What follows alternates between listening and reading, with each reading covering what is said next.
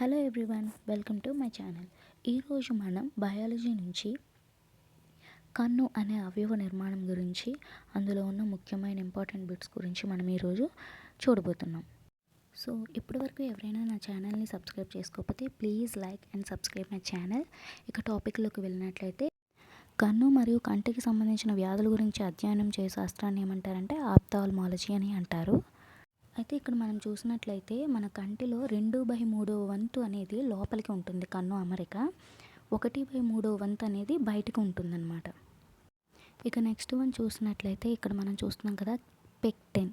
Pectin అంటే ఏంటి అంటే ఇదొక కూంబ్ లైక్ స్ట్రక్చర్, అంటే దువ్వెన ఆకారంలో ఉంటుంది.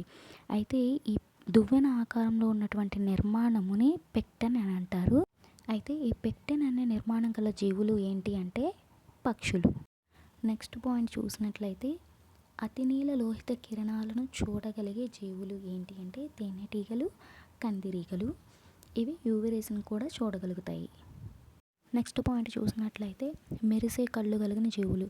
మనం ఎక్కువగా ఈ మెరిసే కళ్ళు కలిగిన జీవులను ఎప్పుడు చూస్తాం? రాత్రి సమయాల్లో ఎక్కువగా చూస్తుంటాం కదా. బెస్ట్ ఎగ్జాంపుల్స్ పిల్లి, ఆవు, కుక్క ఇలాంటి జంతువుల్ని మనం ఎక్కువగా చూస్తూ ఉంటాం. వాటి కళ్ళు మెరుస్తూ ఉంటాయి. అయితే ఆ కళ్ళు రాత్రి సమయాల్లో మెరవడానికి గల కారణం ఏంటి అంటే వాటి యొక్క కంటిలో ఉండే ముఖ్యమైన మూలకం జింక్ అనే మూలకం వల్ల అవి మెరుస్తూ ఉంటాయి. ఇక నెక్స్ట్ మనం చూసినట్లయితే, కనురెప్పలు లేని జీవులు ఏవి అంటే పాములు, చేపలు. మనం ఇక్కడ పిక్చర్లో చూస్తున్నాం కదండి, ఇక్కడ పాముకు కానీ చేపకు కానీ కనురెప్పలు లేవు. అయితే మీకు ఎవరికైనా ఇంకా కనురెప్పలు లేని జంతువులు పేర్లు తెలిస్తే కామెంట్ చేయండి.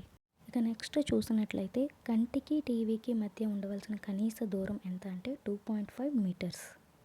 నెక్స్ట్ చూసినట్లయితే, కంటికి పుస్తకానికి మధ్య ఉండవలసిన కనీస దూరం ఎంత అంటే 30 సెంటీమీటర్స్. సో చూసారు కదండి ఇప్పటివరకు నా వీడియో నచ్చినట్లయితే లైక్ చేయండి, సబ్స్క్రైబ్ చేయండి. దీనికి కంటిన్యూషన్ అనేది నెక్స్ట్ వీడియోలో చూద్దాం. Thank you.